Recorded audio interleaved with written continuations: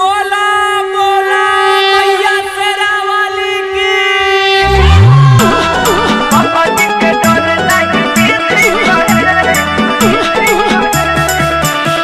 Murari recording studio Hajipur.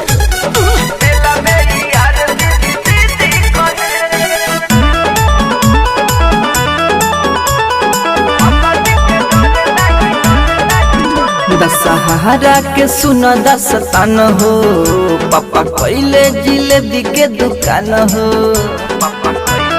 सखी रे दशहरा के सुन दस्तान हो, पापा कैले जिलेबी के दुकान हो। उत बेरी बेरी आवे मन मटकी चलावे, उत बेरी बेरी आवे मन मटकी चलावे। भाव पूछही में बिजी रहे, पापा जी के डर नहीं निधि कहे। मेला में यार दीदी दीदी कहे, पापा जी के डर नहीं निधि कहे। मेला में यार दीदी दीदी कहे। पापा जी के डर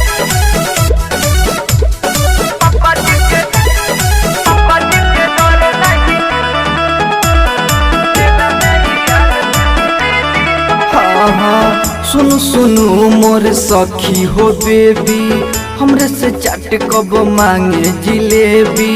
दिन रात रहे हमरे नुफेर में, हमरे मिठाई ओकरा लागे हेवी। ए हो सुनु सुनु मोर सखी हो बेबी, हमरे से चाट कब मांगे जिलेबी। दिन रात रहे हमरे नुफेर में, हमरे मिठाई ओकरा लागे हेवी।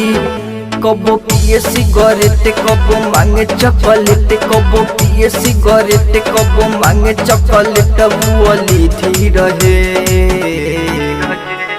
पापा जी के डर नहीं निधि कहे। मेला में यार दीदी दीदी कहे, पापा जी के डर नहीं निधि कहे।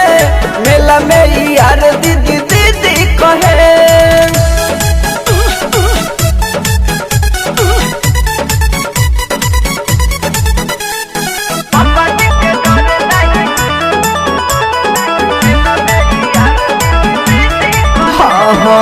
न मनु हटे है सूरज तूफान हो, करेला रोज रोज खूबे परेशान हो।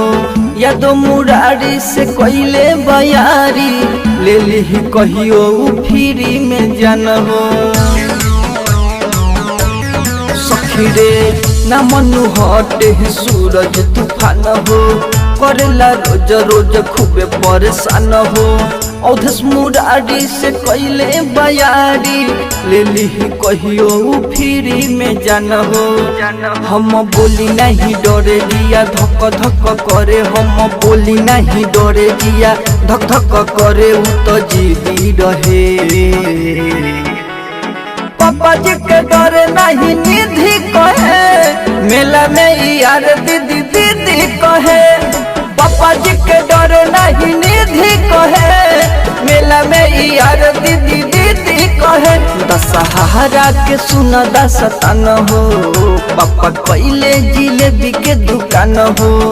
उत बेरी बेरी आवे मन मटकी चलावे, उत बेरी बेरी आवे मन मटकी चलावे। भाव पूछही में बिजी रहे, पापा जी के डर नहीं निधि कहे। मेला में यार दीदी दीदी कहे, पापा जी के डर नहीं निधि कहे।